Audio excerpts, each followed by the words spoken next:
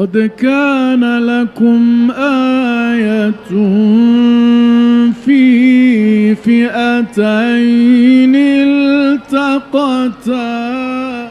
শোকের মঞ্চে ছিল না কোনো রাজনৈতিক ভাষণ, ছিল না হুমকির গর্জন, তবুও পুরো বিশ্ব শুনল ইরানের সবচেয়ে শক্তিশালী বার্তা। লাখো মানুষের কান্নার মধ্যেই পবিত্র কোরআনের একের পর এক আয়াত ধ্বনিত হলো তেহরানের আকাশে।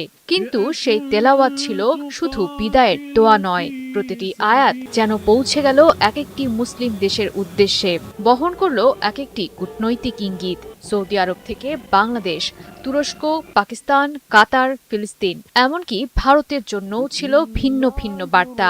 ধর্মীয় আবেগকে কূটনীতির ভাষায় রূপ দিয়ে জানাজার মঞ্চ থেকেই বিশ্বকে নতুন এক ভূরাজনৈতিক সংকেত দিল মুসলিম বিশ্বের বাতিঘর ইরান।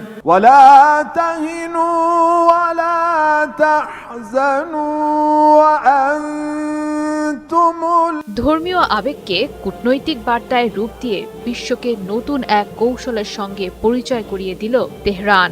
আয়াতুল্লাহ আলী খামেনির জানাজা হয়ে উঠল ইরানের জন্য এক নীরব কিন্তু শক্তিশালী কূটনৈতিক মঞ্চ, যেখানে বক্তৃতার পরিবর্তে ব্যবহার করা হয়েছে পবিত্র কোরআনের আয়াত। আর প্রতিটি আয়াতের মধ্যেই লুকিয়েছিল নির্দিষ্ট দেশের জন্য পৃথক রাজনৈতিক বার্তা।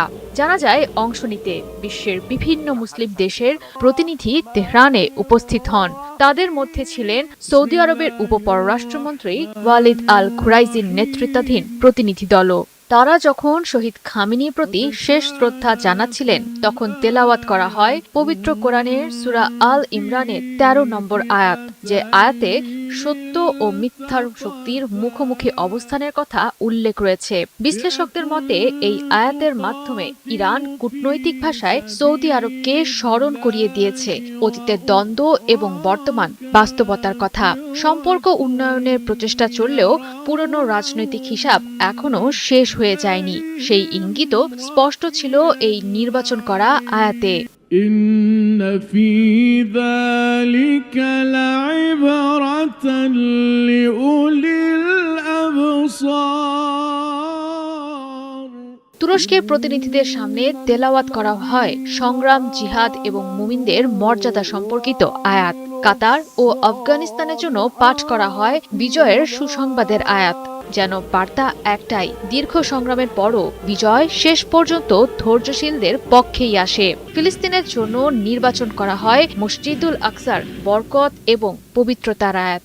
বিশ্লেষকদের মতে এটি শুধু ফিলিস্তিনিদের প্রতি সংহতি নয়, বরং ইসরায়েলের প্রতিও একটি স্পষ্ট রাজনৈতিক বার্তা।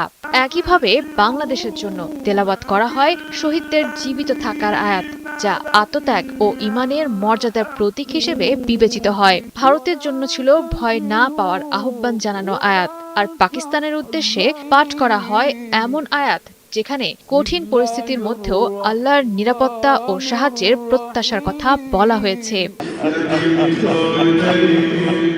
বিশ্লেষকদের মতে প্রতিটি দেশের জন্য আলাদা আয়াত নির্বাচন ছিল পূর্ব পরিকল্পিত এবং অত্যন্ত সচেতন কূটনৈতিক পদক্ষেপ। কোনো আনুষ্ঠানিক ভাষণ ছাড়াই ধর্মীয় ভাষার মাধ্যমে ইরান তুলে ধরেছে নিজেদের রাজনৈতিক অবস্থান, আঞ্চলিক দৃষ্টিভঙ্গি এবং ভবিষ্যৎ বার্তা।